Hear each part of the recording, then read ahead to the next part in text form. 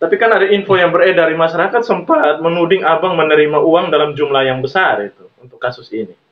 Menurut keterangan dia, anak dicekik, anak jatuh, ketendang-tendang, kalau tidak salah ya, ketendang-tendang oleh ibunya, mati. Meninggal di bawah. Pertanyaannya adalah, kenapa tidak ada darah di bagian depan? Ya, menarik itu. Tuh.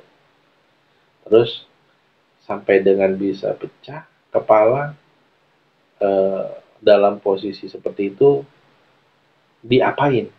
Kita tahu bagian floorboardnya Toyota Rush itu, kita udah coba keliling-keliling, itu bagian kerasnya itu hanya kurang lebih 5-10% ya. Di bagian bawahnya itu kebanyakan tuh bagian soft semua. Gini, kalau merasa ditutup-tutupi ada. Kita merasa ada beberapa saksi yang memang belum plong ngomongnya. Unsur SARA itu adalah permainan para pecundang di luar sana. Mereka mau supaya masyarakat ini udah nggak fokus terhadap kasus PNKC.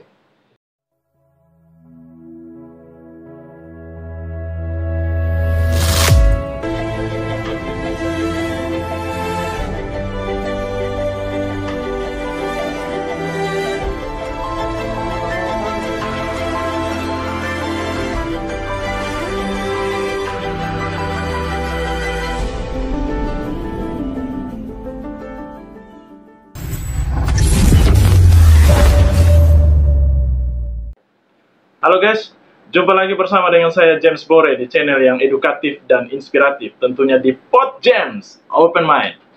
Ya, sidang kasus pembunuhan ibu dan anak di Kota Kupang atau yang dikenal dengan nama kasus PNKC terus bergulir. Ya, sampai dengan saat ini sudah memasuki pada tahapan agenda sidang, yaitu pemeriksaan saksi-saksi yang dihadirkan oleh JPU. Dan malam hari ini kami akan berbincang tentang fakta-fakta terbaru yang muncul pada saat persidangan yang berlangsung saat ini. Dan tentunya kami menghadirkan narasumber yang kompeten, seseorang yang saat ini menjadi perhatian yang luar biasa bagi masyarakat Kota Kupang, karena ketulusannya mau mendampingi keluarga korban sampai dengan saat ini tanpa ada satu kepentingan khusus apapun. Ya, dan sudah bersama dengan saya penasihat hukum dari keluarga korban, yaitu almarhumah Astrid dan Nail, yaitu Bapak Aditya Nasution, sarjana hukum. Ini titel belakangnya masih ada lagi nih, Abang? Masih ada. Masih ada. SH apa nih? Magister Hukum dan saya Magister Science. Oh ya, begitu juga ya. Berarti SH, MHum, MH. Oh ya. MH, MSI. MSI. Ini ceritanya sampai ambil sains nih, mungkin ada ketertarikan ke situ. Sains MSI itu sekarang kan untuk administrasi pemerintahan. Jadi gelarnya ada MSI. Ada MSI-nya. Ya, ada hubungannya kalau kita pegang perkara pilkada, pasti kan kita harus pegang pemerintahan, pasti kita harus tahu basicnya ilmu administrasi pemerintah seperti apa. Jadi ya diambil apa masternya juga ya. Oke Abang, ini kalau kita cerita-cerita sebelum kita masuk ke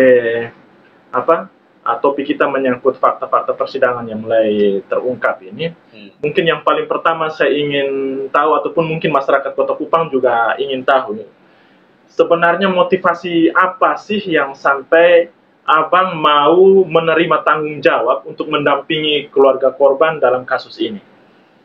Ya, jadi mungkin gini ya, pertama. Kita kemarin pada saat awal kita dipertemukan itu di bulan Desember kalau saya nggak salah, di awal Desember.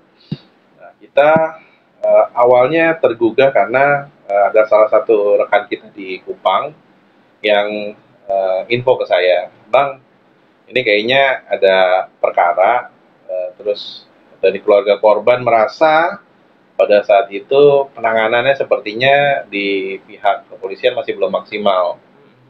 Terus kita didatangi waktu itu oleh kakak Jack dan Opa beserta keluarga besar ke Aston waktu itu. Nah, setelah kita bincang-bincang, terus saya bilang saya minta waktu 1 malam untuk pelajari. Besoknya kami gantian berkunjung ke tempatnya Opa Saul. Iya. Nah, setelah kita berkunjung, akhirnya saya beserta tim, pada saat itu ada JB, ada Eko dari kantor ANP, kita putuskan untuk ya udah ini sepertinya menarik pada saat itu. Karena kita baru tahu kulitnya aja, mungkin hanya baru tahu 10% gambarannya. Oke. Iya. Setelah kita terima pada saat itu, mungkin kita perlu refresh sedikit. Kasus PNKC ini adalah kasus pembunuhan yang awalnya hanya melekatkan pasal 338. 338. Nah, jadi pada saat kita masuk, itulah sebenarnya yang menjadi poin awal saya terima, kok agak unik ya. Kasus pembunuhan ibu dan anak yang notabene sudah hilang sejak Agustus, terus ditemukan di tempat yang jauh, Iya. dari keramaian, lalu dibungkus, terus digali. Ini dengan simpelnya dikatakan bahwa ini kasus pembunuhan biasa. Pembunuhan biasa. Ya, dari situlah asal muasal kenapa akhirnya kita tergugah nih untuk membantu keluarga Manafe.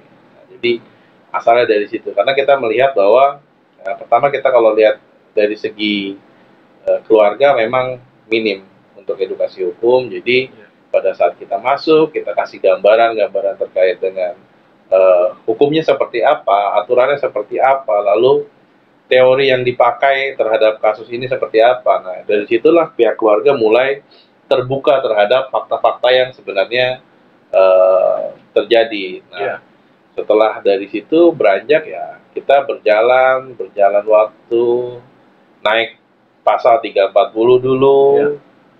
Itu kalau tidak salah setelah kami bersurat kepada pihak Kapolda mempertanyakan kenapa dilekatkan pasal tunggal. Nah, itu satu. Terus yang kedua adalah kita melihat ada korban anak dan perempuan. Kenapa tidak dilekatkan terkait dengan Undang-Undang Perlindungan Anak dan Perempuan? Benar sekali. Nah, jadi alhamdulillahnya pada saat itu surat kita didengar dan juga pihak dari Polda mengakomodir sehingga adalah penambahan pasal. Mungkin kalau teman-teman media ingat sekitar 1 bulan setelah 2 minggu atau 1 bulan setelah kita advokasi, kemudian timbullah pasal yang sebagaimana kita harapkan. Karena pasal yang kita harapkan ini bukan tanpa alasan, karena kita melihat kalau hanya pasal 338, ini pasal tunggal yang mana menutup kemungkinan adanya pengembangan terhadap kasus ini sendiri. Jadi kalau kita lihat pasal 338, kemungkinan penyertaannya itu minim sekali. Betul. Karena apa? Karena kita melihat pasal 338 secara utuh dulu, kita tidak tafsirkan melebar, maka 338 ini adalah pasal yang biasanya terjadi pembunuhan spontanitas. Dalam artian memang menghilangkan nyawa orang pada saat kondisi tertentu. Misal memang kita sama-sama kenal, atau kita jumpa baru jarang berjumpa, terus kita ketemu di satu momen, kita pukul, meninggal, atau bagaimanapun, itulah masuk ke dalam ranah situ. Dan biasanya secara praktek di lapangan, para pelakunya ini biasanya hanya meninggalkan korbannya. Itu satu. Terus yang kedua, atau setidak-tidaknya biasanya yang paling simpel adalah ditemukan mayat ini di semak-semak. Ya kan, dalam artian habis dapat bunuh, buang. Itu yang biasanya terjadi. Nah, kenapa saya pada saat itu concern kok 340-nya nggak masuk? Kok Undang-Undang Perlindungan Anaknya nggak masuk? Nah, sedangkan kita lihat ini kayaknya kita ngobrol-ngobrol dengan pihak keluarga, lalu kita datangi lokasi, kayaknya kalau untuk 338 dilakukan seorang diri spontanitas, maka tidak mungkin ada orang spontan untuk spontan gali. Tidak mungkin ada orang spontan untuk membeli plastik. Oke, pada saat itu kita belum katakan bahwa kita nggak tahu dia beli plastik, tapi setidaknya kita tanya penemuannya ada plastik dibungkus. Artinya kan biasanya hanya kejahatan yang struktur yang sudah mempersiapkan lubang, mempersiapkan alat kejahatannya, mempersiapkan apa namanya, fasilitas untuk menutupi kejahatannya, itu kan bagian dari rangkaian pembunuhan berencana 340. Artinya sudah direncanakan. Jadi dari situlah kita mulai beranjak untuk mendalami kasus ini seperti apa, dan memang kita ketahui bersama bahwa kasus ini awalnya kencang. Iya. Oke, setelah penyerahan diri dari tersangka RB, 2 minggu kemudian sebelum rekonstruksi, kalau saya nggak salah, prarekonstruksi ya, itu kan dilakukan di Polda, dan itu kondisi cepat. Dan itu pihak keluarga tidak tahu akan ada prarekonstruksi. Itu saya garis bawahi. Keluarga tidak tahu akan adanya prarekon.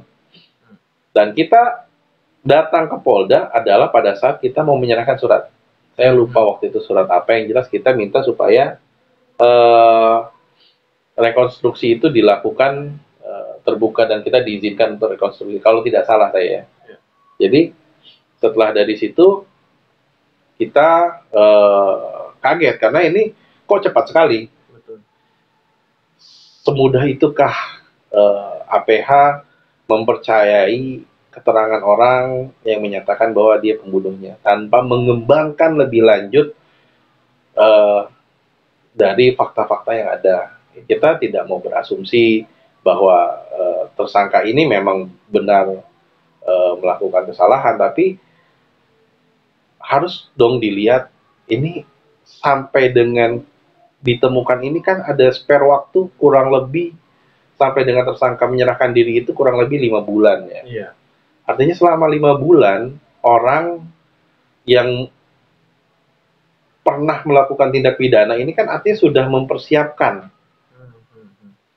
Kenapa tidak didalami? Kenapa hanya berdasarkan pengakuan? Dia datang, saya membunuh misalnya kita, saya nggak tahu dia di dalam bilang apa. Saya membunuh Aset dan Layang, saya lah pembunuhnya. Oke, kamu pembunuhnya, oke, kita bisa rekonstruksi berdasarkan ini BAP, ini ABCD. Nah itu yang buat kita ini pada saat awalnya cepat, lalu kenapa kemudian pada saat kita meloncat misalnya rekonstruksi kita lihat pada saat itu pendalaman kami mungkin baru 40% atau 30%. Karena jujur butuh waktu untuk mendalami satu kasus tindak pidana. Ya, baik dari kami penasihat hukum maupun tentunya dari penyidik pasti butuh waktu. Ya kan, jaksa juga yang ikut pada saat rekonstruksi juga butuh waktu untuk memahami sistematika dari si pelaku ini melakukan tindak pidananya seperti apa, itu butuh waktu pasti. Makanya setelah rekonstruksi ini itu kan ada waktu sampai dengan ya sekitar 2 bulan lalu lah baru berkas dinyatakan lengkap. Itu kan ada waktu yang cukup lama, yang mana di waktu yang cukup lama itu kita selama mendampingi keluarga kita temukan ini kayaknya belum didalami, ada beberapa kejanggalan kalau orang bilang.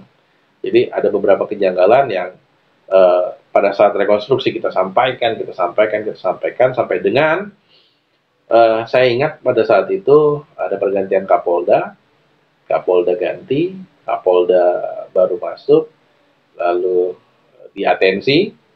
Nah, Kapolda membentuk tim khusus untuk perkara ini. Barulah di situ temuan-temuan kami dari pihak keluarga ini diakomodir. Yang sebelumnya memang baru mulai ada pengembangan. Nah, baru mulai ada pengembangan, terus perkembangan juga. Jadi kita yang selama ini statis, dalam artian kita kayak jalan di tempat nih, kita bersurat, kita ke Karwasidik, lalu kita lapor ke Komnas HAM segala macam. Kita kayak yang apa namanya kayak kok mental-mental aja. Padahal rekomendasi dari Karwasidik misalnya ini harus didalami, ini harus dikembangkan, ini harus seperti ini, harus seperti itu. Itu yang kayak statis gitu. Tapi pada saat Pak Kapolda baru bentuk tim, barulah di sini semuanya berjalan gitu loh. Kita tidak mau mengkriminalisasi RB maupun keluarganya, tolong digarisbawahi. Tapi kita mau supaya hukum ini kan ditegakkan gitu loh. Jangan sampai yang seharusnya terjadi diungkap di persidangan ditutup-tutupi. Ini kan nggak baik. Nggak baiknya satu, untuk putusan hukum itu sendiri. Lalu untuk keadilan yang akan diterapkan kepada si terdakwa nantinya. Ini kan harus diungkap. Nah, ini yang kita lihat, kalau pada saat itu tidak dikembangkan secara baik, maka putusannya pun akan gantung. Oke, 338 tersangka sebagai tersangka tunggal misalnya, lalu yang dilakukan adalah spontanitas, karena kalau melihat dari rekonstruksi pasti melihatnya adalah ada adegan di mana korban AT mencekik Lael, ya kan, pasti basicnya dari situ. Kalau kita hanya melihat ke arah situ, maka sudut pandang kita kan pasti akan sempit kalau tidak dikembangkan. Makanya kita di surat-surat itu kita selalu bilang, kita minta tolong didalami, ini ada darah. Darah ini cukup banyak, dan darah ini yang bicara bukan 1-2 orang. Itu loh. Pemilik rental, darah. Tukang cuci, darah. Tukang yang punya, manajer cuci steamnya bilang ada darah. Lalu kemudian forensik juga katakan ada darah. Ya kan? Nah, ini yang kita katakan, ditambah yang paling utama adalah hasil visum. Pecah, dan lain sebagainya. Ini kan yang sampai hari ini pun kita masih tanda tanya. Oke, penetapan tersangka IU sebagai orang yang terlibat dalam kasus ini belum bisa mengakomodir sumber dari darah yang ada di Toyota maupun di Rush maupun di Avanza. Seperti saksi kemarin sampaikan, sampai hari ini belum bisa mengakomodir. Jadi penetapan ini belum mengakomodir atau membuka tabir ini darah bersumber dari mana. Sebenarnya itu kan yang concern saya di Karawa Sidik adalah, kita bilang, oke, rekonstruksi katakan cekik. Kemudian ada darah yang jumlahnya lumayan banyak. Nah, itu jumlah yang lumayan banyak itu dihasilkan dari mana?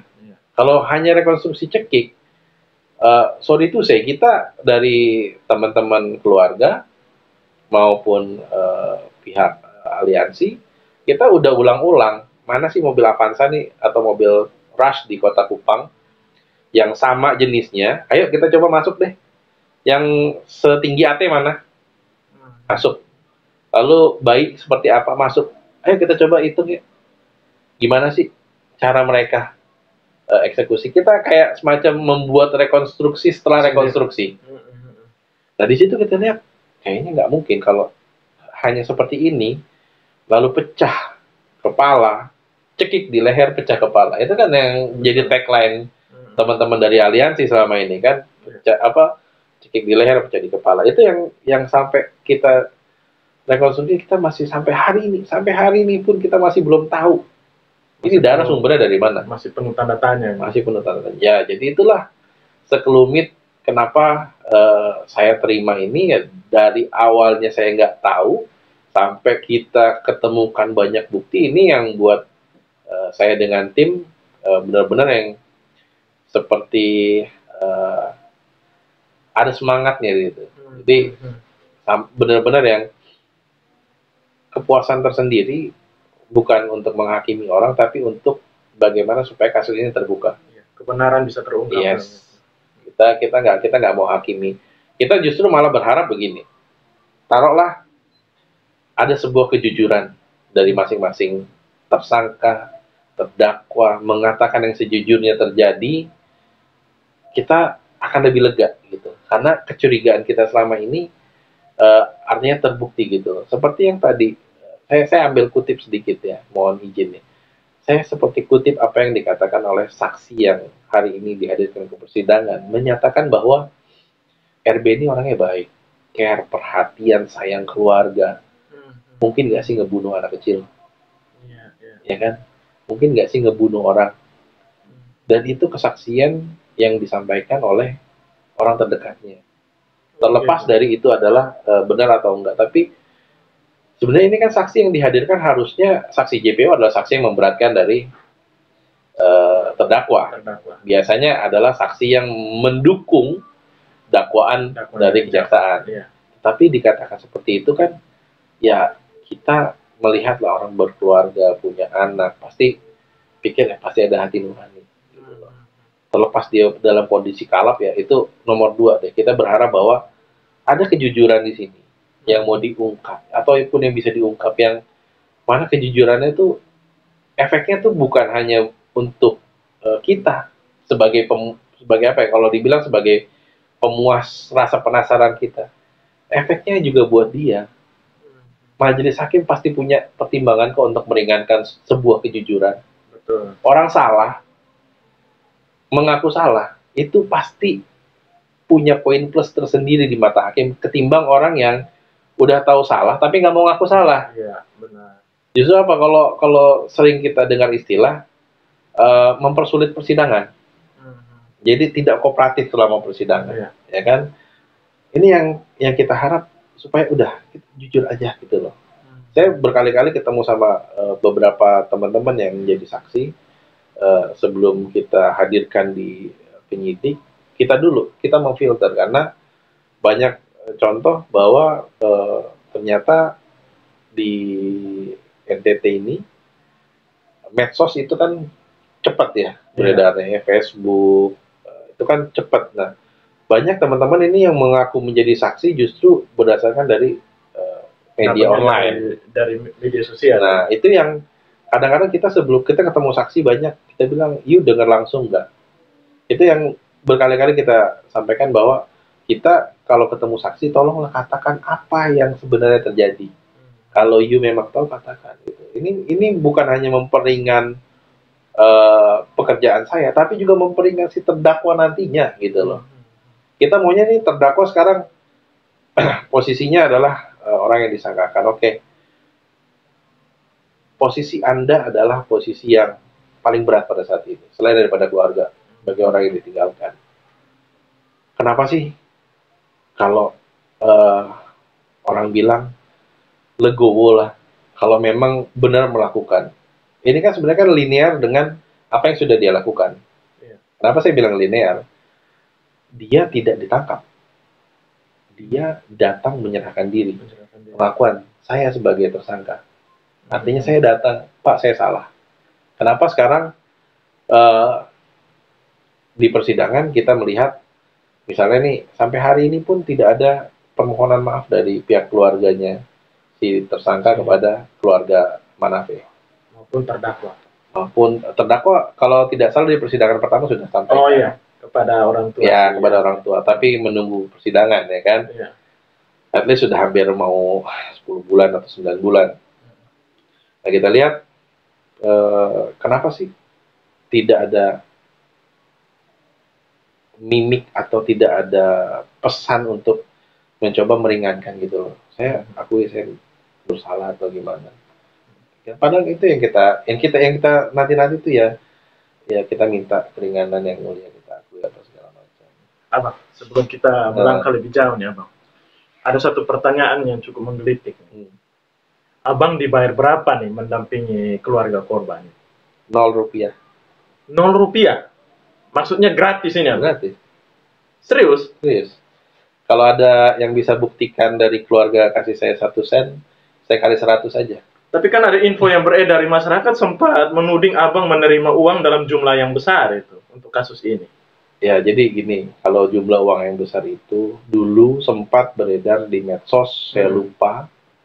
Jadi katanya, jadi kan perkara ini sempat stuck pada saat kita pegang waktu itu sama-sama dengan teman dari PH lokal. Jadi sempat stuck lah perkara ini pada saat kita bareng-bareng. Sempat ada salah satu rekan saya dari sini bilang, "Bro, infonya ada penyerahan uang nih di Sotis kepada PH dari korban." At least kita dong yang tertuduh. Ya, kita waktu itu tanya, kira-kira berapa tuh waktu itu? Ya infonya kalau nggak 50-200 jutaan deh. Tapi itu masih sumir. Saya bilang, oke deh, kalau memang itu ada, boleh gue ganti 10 kali lipat. Karena duit gue cuma dari segitu doang. Iya, iya. Kalau ada yang bisa buktiin saya terima uang dari manapun untuk kasus ini, saya ganti duitnya. Artinya saya kasih uangnya ke Kakak Jack, saya kasih uangnya ke Oka Saul. Karena itu bukan hak saya. Saya dari awal terima kasus ini, boleh ditanya kepada pihak keluarga yang ketemu sama saya di wali kota, saya tidak pernah berucap saya minta 1 rupiah pun dari mereka, tidak. Mereka mau kasih kita pun saya nolak. Mereka istilahnya mereka sendiri, baru kemarin saya dikasih madu 10 liter. Dikasih madu 10 liter? Baru kemarin. Masih ada fotonya nih. Saya bagi-bagi. Baru itu aja kemarin. Jadi itu pun Kakak Jack, karena mungkin Kakak Jack bingung ya, selama ini kita nggak pernah ngasih apa-apa ya. Baru kemarin dikasih madu. Jadi kalau duit nggak pernah. Kalau madu kemarin dikirim 2 jerigen. Jadi supaya minum, supaya bisa kuat. Biar sehat kan? Kuat mete orang tukang bilang. Jadi kalau rupiah sama sekali, demi Allah saya tidak pernah terima 1 rupiah pun dari pihak manapun, baik pihak keluarga maupun pihak lain yang minta saya untuk mundur dari kasus ini. Berarti biaya operasional selama ini mendampingi keluarga korban sumbernya dari mana? Ya, dari kantong sendiri. Ya, jujur aja dari kantong sendiri, mau dari kantong siapa? Nggak mungkin kita minta dari pemerintah kan? Ya, ini yang pada akhirnya warga Kota Kupang, ya terkhususnya ataupun warga NTT pada umumnya juga memang merasa bersimpati dengan ketulusan Abang dan tim. Ya, karena memang jujur kasus pembunuhan yang di Kota Kupang ini baru pertama kali menjadi perhatian publik yang cukup besar, baru kasus ini. Dan juga yang luar biasanya pada akhirnya didampingi oleh penasihat hukum dan tim yang memang tidak meminta apa-apa. Ini Abang mereka. Luar biasa. Oke, kita lanjut lagi nih Abang. Nah, sampai dengan saat ini mulai dari persidangan menghadirkan saksi-saksi ya. Kita lihat ini kan mulai bermunculan fakta-fakta baru nih Abang. Nah, yang Abang lihat selama ini yang mungkin selama penelusuran Abang bersama dengan tim mengumpulkan bukti-bukti pendukung, kira-kira ada nggak hal baru yang pada akhirnya, ternyata terungkap di persidangan gitu? Jadi kalau dikatakan hal baru, sebenarnya enggak. Bukan hal baru buat kami ya. Karena kalau boleh kita bilang, kita bareng-bareng dengan pihak keluarga. Jadi saya tuh punya prinsip gini. Saya tahu bahwa di Kupang ini kan ada orang bilang jarum jatuh aja 1 Kupang dengar. Gitu. Jadi kita ini selalu dengan keluarga ini sama-sama. Jadi sebenarnya ini bukti-bukti, misalnya nih saya ambil contoh yang sampai hari ini terungkap di persidangan adalah 2. Adanya mobil Avanza, adanya GPS yang tidak diungkapkan oleh penyidik pada saat awal pemeriksaan. Ya, itu saya ambil contoh 2 aja. Jadi yang sampai hari ini adalah 2 poin tersebut, dan menurut saya 2 ini cukup vital. Pertama terkait dengan penggunaan mobil lain. Ya kan? Di sini kan kita bisa melihat, masa sih 2 mobil dikendarai 1 orang? Korbannya ya kalau boleh dikatakan 1,5, 1 plus balita ya kan, nggak bukan korban yang banyak jumlahnya, dengan menggunakan 2 mobil. Itu 1. Artinya kita melihat ada kecurigaan di sini. Kenapa harus 2 mobil kalau memang pelakunya tunggal? Itu yang harusnya sejak zaman dahulu kala didalami. Boleh nggak saya ngomong kayak gitu? Itu harusnya sejak dahulu kala didalami gitu kan? Itu yang berulang kali kita minta. Karena gini, saya nggak pernah tahu mobil itu ada 2 sampai dengan pada saat rekonstruksi. Setelah rekonstruksi barulah muncul ada 2 mobil. Rekonstruksi itu kita pertegas dan perjelas. Tim lapangan saya pertegas dan perjelas. Yang kamu lihat itu Avanza atau Ras? Avanza. Sama seperti yang kemarin terungkap di persidangan. Itu 1. Terus yang kedua, kenapa saya bilang GPS ini sebenarnya adalah barang lama rasa baru. lama ketemu baru diungkap. Jadi kita selama ini selalu meminta, istilahnya kita mau dong lihat apa namanya, slide-nya ini, GPS ini seperti apa di masa perjalanan. ya. Kita kan bukan untuk mau mencari-cari kesalahan. Pertama, nggak ada konteks saya untuk membuat cocokologi terhadap hasil GPS itu, mencocok-cocokin. Pertama, kita tim bukan orang Kupang. Saya, rekan-rekan saya, pure kita orang luar daerah. Saya, kalau kita orang Tangerang deh, kita nggak mau bilang Jakarta. Kita orang Tangerang. Nah, kita nggak tahu kalau di tempat ini berhenti itu berapa lama, untuk apa, terus kita arah dari titik A ke titik B itu berapa jauh, kita kan nggak tahu. Tapi setidaknya kita mau tahu titik-titik mana yang didatengin, di tiap titik itu berapa lama mereka berhenti, mobil itu berhenti, kita kan mau tahu. Nah, itu yang selama ini kita informasinya terbatas. Nah, ini yang akhirnya setelah persidangan berjalan, kemarin baru terungkap. Gitu. Jadi, ini yang beberapa poin yang kita rasa temuan lama dari kami. Memang kami sampai dengan hari ini kita tidak pernah ungkap gitu dimanapun terkait dengan GPS. Ada kita temukan beberapa titik, lalu mobil Avanza itu sudah menjadi rumor umum lah. Gitu. Nah, ada beberapa temuan kami yang kita sedang menunggu ini penyampaiannya di persidangan. Dalam artian istilahnya kita sudah kuat. Ada temuan kita sejak awal, lalu yang mengatakan itu adalah orang yang sudah disumpah di hadapan hakim. Hakim ini wakil Tuhan loh, jangan bohong sama wakil Tuhan. Artinya kalau you bohongin Tuhan, you bohongin hakim, you bohongin Tuhan loh. Ini perwakilannya Tuhan nih ya. Kalau orang bilang ini wakil Tuhan yang mengadili di dunia kan. Jangan sampai pengadilan dunia jadi tipu kan. Jangan sampai bohong-bohong. Kita nggak mau gitu. Makanya kita kalau sudah ada pengungkapan di persidangan itu kita akan sharing ke teman-teman. Berarti belum bisa diungkapkan di sini? Oh, masih banyak yang belum. Nanti dong kasih hilang, repot kita. Nah. Oke, Bang. Terkait fakta-fakta persidangan yang baru muncul, terutama misalnya seperti pengakuan dari saksi FT ya, mengatakan bahwa dia mencuci mobil Avanza. Lalu ada bau anyir yang menyengat dari mobil Avanza itu. Walaupun kesaksian ini pada akhirnya dibantah oleh Randi di persidangan. Nah, kira-kira ada harapan nggak dari penasihat hukum kepada penyidik Polda yang saat ini sedang menangani kasusnya tersangka IU nih, masih melanjutkan penyelidikan ini, penyidikan ini. Terhadap fakta-fakta ini kan otomatis juga punya dampak terhadap tersangka IU nih yang kesaksian ini. Yang mana Randi sendiri mengatakan bahwa mulai dari bulan Mei kalau tidak salah sampai Agustus dia nggak pernah pakai mobil Avanza, bawa ke kantor BPK, yang pakai selama ini cuma istrinya. Nah, sekarang ada fakta ini, kira-kira harapan dari abang mereka dan tim terhadap penyidik Polda yang sedang menangani tersangka IU ini seperti apa? Jadi gini, saya sih selalu berharap tidak putus di kuantiti tersangka. Penambahan tersangka itu pun saya rasa kalau hanya sebatas pelengkap dari berkas, kita juga kurang puas ya. Maksudnya gimana, Bang? Ya seperti tadi yang saya bilang,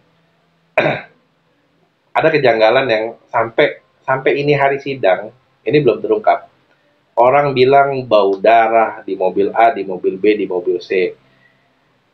Pertanyaannya pada saat kita rekonstruksi, tersangka ini membunuhnya pakai cekik.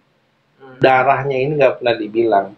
Muncratnya kemana, netesnya kemana, asalnya dari mana.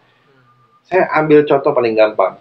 Coba deh teman-teman search, kalau orang mati bunuh diri kehabisan napas, dicekik leher, atau orang gantung diri dicekik leher, yang keluar itu bukan darah. Darah sedikit. Oke, darah keluar sedikit. Tapi biasanya yang keluar adalah pup. Iya. Ya kan? Itu ilmu apa namanya kriminolog yang saya baca di negara sana tuh. di luar. Jadi kita searching juga kan, karena ini kasus kedua saya, kasus PNKC ini. Jadi itu yang kita searching, yang kita kita dapatkan ilmu bahwa dengan jumlah darah yang menurut kesaksian pada saat di cucian mobil, kita bicara satu mobil dulu.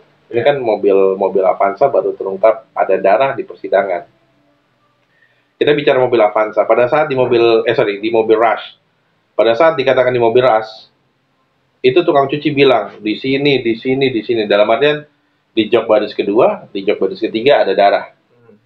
Kalau hanya menetes dari hidung, kuping, sebanyak apa sih menetesnya?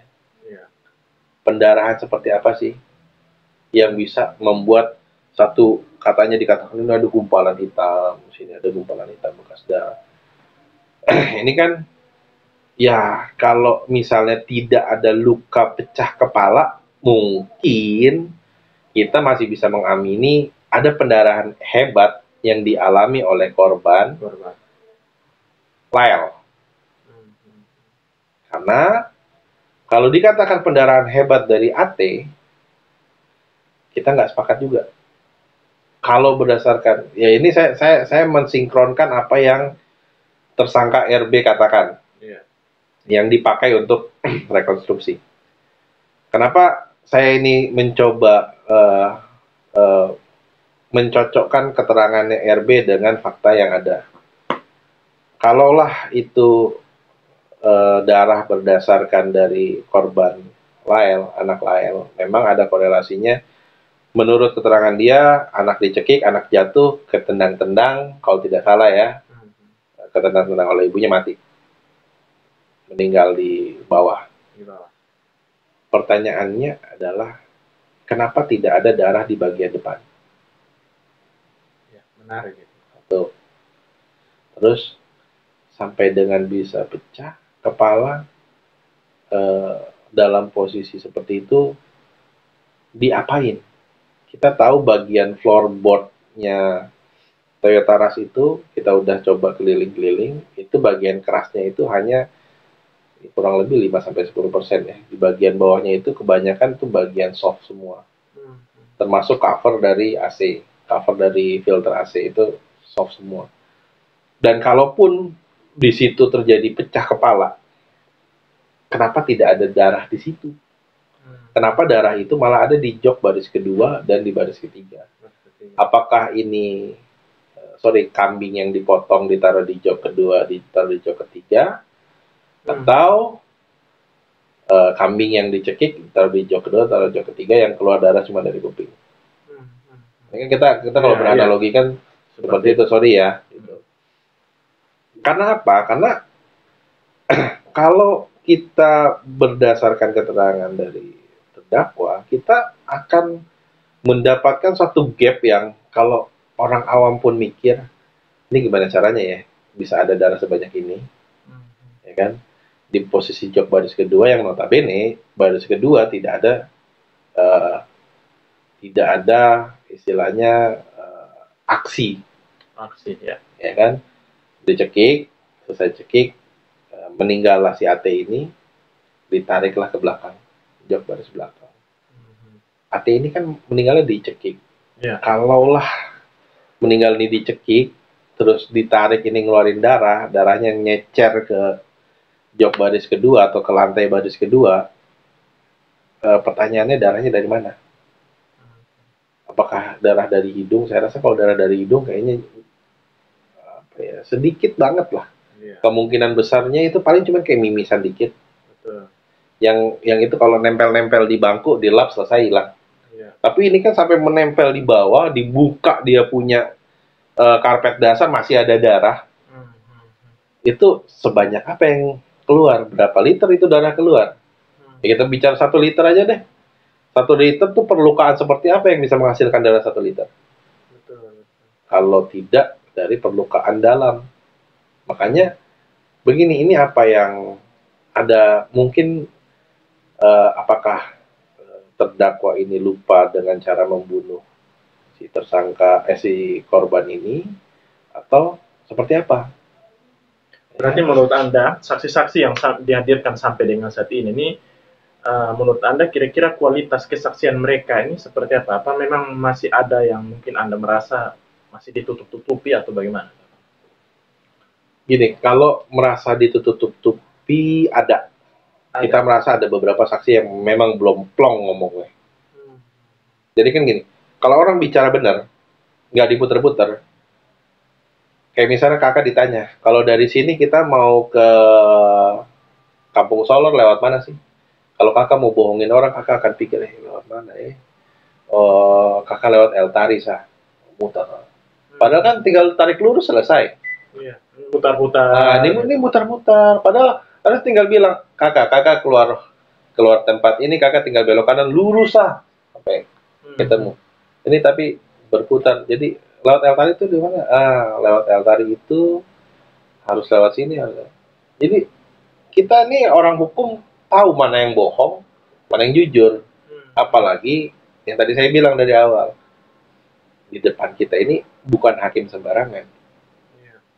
Bukan, istilahnya pengadilan kelas 1A itu adalah pengadilan yang notabene rata-rata hakimnya sudah lebih 15 tahun jadi seorang hakim. Rata-rata ya. Artinya untuk mencapai job sebagai hakim kelas 1A khusus, dia harus sudah pernah melalang buana lah.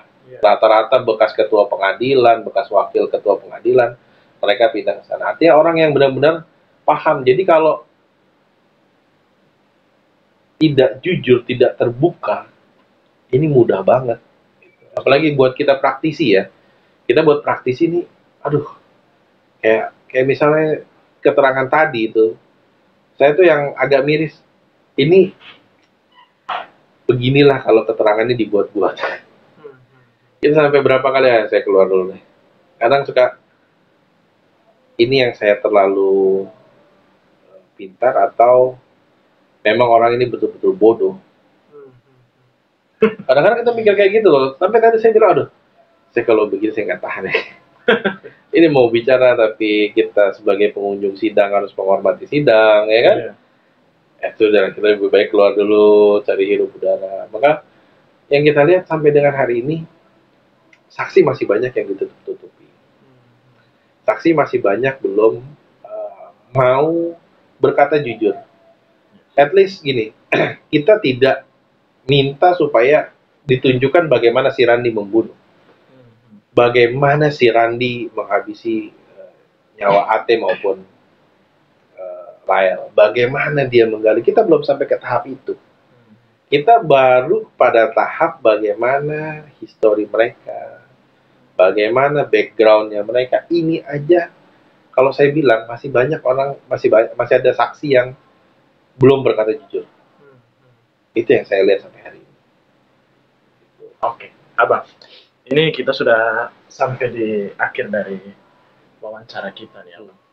Mungkin ada yang Abang ingin ungkapkan atau mungkin ada sedikit pesan untuk warga Kota Kupang yang saat ini sedang mengikuti jalannya kasus ini sampai dengan hari ini. Seperti apa? Silakan. Ya, begini, buat teman-teman Kota Kupang, NTT, semua keseluruhan. Yang pertama, kita melihat di perkara ini, satu, saya berpesan jangan terbawa isu SARA yang beredar. Oh ya, Abang, itu kan sempat juga mulai ada orang mainkan di media sosial itu. Ya, mungkin saya langsung ingatkan ke Abang, itu mereka bagaimana sudah mau mengarahkan kasus ini ke isu-isu SARA. Mungkin Abang juga bisa langsung menanggapi itu, Abang. Jadi gini, contoh isu SARA yang kemarin saya juga dikirim oleh teman-teman dari Kupang ini, dari NTT ini, ada satu postingan di media sosial yang menyatakan ini adalah pertarungan rohani lah kalau nggak salah ya. Yang satu beragama A, si pelaku beragama A, si korban adalah beragama B gitu loh. Itu kan ini trik-trik kasar kalau saya bilang untuk memecah belah persatuan.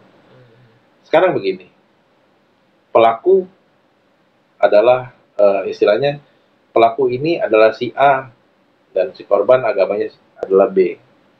Sekarang apa masalahnya? korban ini dibela oleh orang yang beragama A. Betul, betul. Ya kan? Artinya apa masalahnya? Saya gini, oke, korban agamanya B, tapi yang bela ini A. Walaupun si pelakunya adalah A, tapi saya bela keluarga korban. Betul. Jadi makanya Jadi sebenarnya tidak ada sangkut paut nggak ada sangkut paut. unsur sara itu ya, Pak. Unsur sara itu adalah permainan para pecundang di luar sana. Mereka mau supaya masyarakat ini udah nggak fokus terhadap kasus PNKC. Jadi saya minta supaya teman-teman tetaplah dari media, saya selalu bilang tolong dibantu ya teman-teman ya, istilahnya ada perkembangan apa tolong diberitakan. Terus kami juga akan selalu kontak dengan pihak media. Jadi pesan kita adalah supaya perkara ini tetap menjadi perhatian sampai dengan nanti selesai. Itu yang pertama harapan saya. Terus yang kedua adalah saya minta dan saya berpesanlah kepada masyarakat NTT, ini mewakili dari profesi kami sebagai advokat. Ada rekan-rekan saya yang sedang membela terdakwa di persidangan. Kita minta supaya saling menghargai aja. Karena apapun yang rekan saya lakukan di sana itu adalah bagian dari profesinya dia, bagian dari nilai-nilai yang harus dia abdikan kepada masyarakat. Karena kami selaku advokat itu kita punya kewajiban untuk sebisa mungkin tidak menolak perkara, sebisa mungkin membantu orang.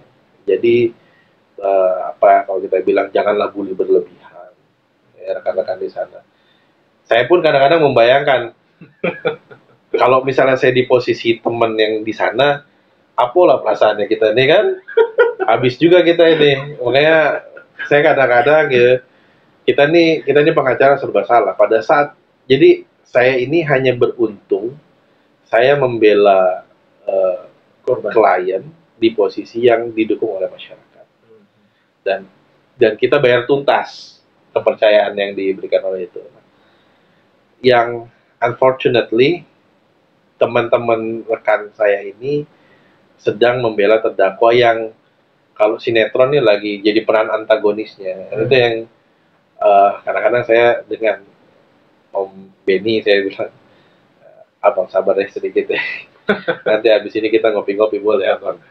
Jadi kita yang sudahlah, kadang kata-kata kita pun dipelintir di media atau bagaimana, itu kan dinamika dari perkara ini. Cuman ya kita jangan sampai teman-teman ini membuli rekan-rekan advokat, apalagi itu rekan-rekan advokat adalah orang asli putra terbaik dari Pulau Bamora.